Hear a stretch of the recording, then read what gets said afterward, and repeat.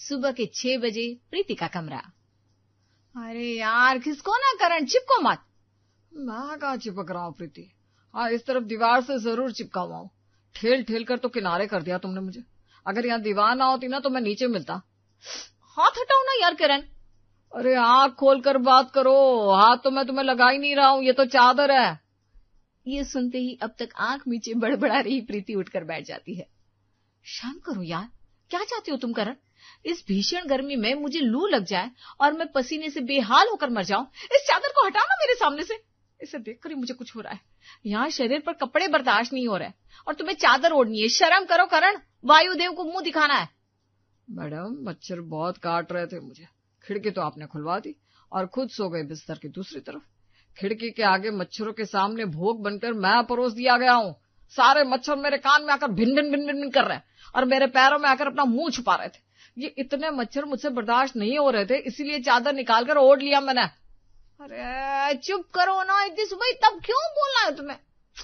मुझे सच में बहुत चिड़चिड़ी मच रही है। सुबह के 4 बजे अपनी बीवी से बहस करण बर्दाश्त नहीं कर पा रहा था।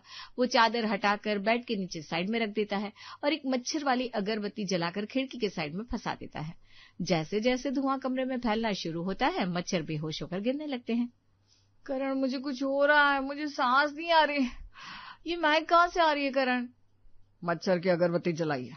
इतना भी कोई धुआं तो फैल नहीं गया कमरे में, खिड़की भी खुली है। क्यों बौखला रही हो तुम? परेशान करके रख दिया तुमने मुझे यहाँ। मेरी तकलीफ कोई समझता ही नहीं, औरत होना ही गुनाह है। नींद ना पूरी होने पर लोग चिड़चिड़े हो ही जाते हैं। प्रीति अपना तकिया लेकर हॉल में आ जाती है और देखती है कि उसकी सास और ससुर ऑलरेडी हॉल में बैठे हुए हैं और सोफे पर सोया हुआ है उसका देवर। राज, मम्मी जी, पापा जी, क्या बात है? सब यहाँ सब ठीक तो है ना? अरे क्या ठीक होगा बहू, इतनी गर्मी है, कमरे में सोया नहीं जा रहा। तेरी सास को तो अकबकी मचने लगे तो हम दोनों बाहर आ गए।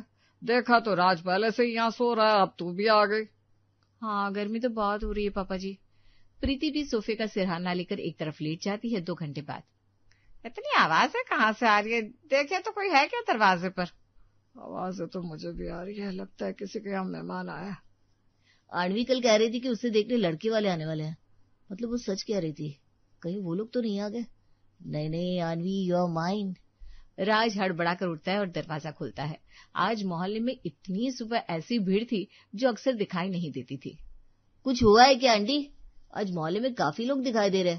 अरे सब जाग गए बेटा। अचानक से देख नहीं रहे हो कैसी गर्मी पड़ रही है? जिनके घरों में एसी है उनको क्या दिक्कत है?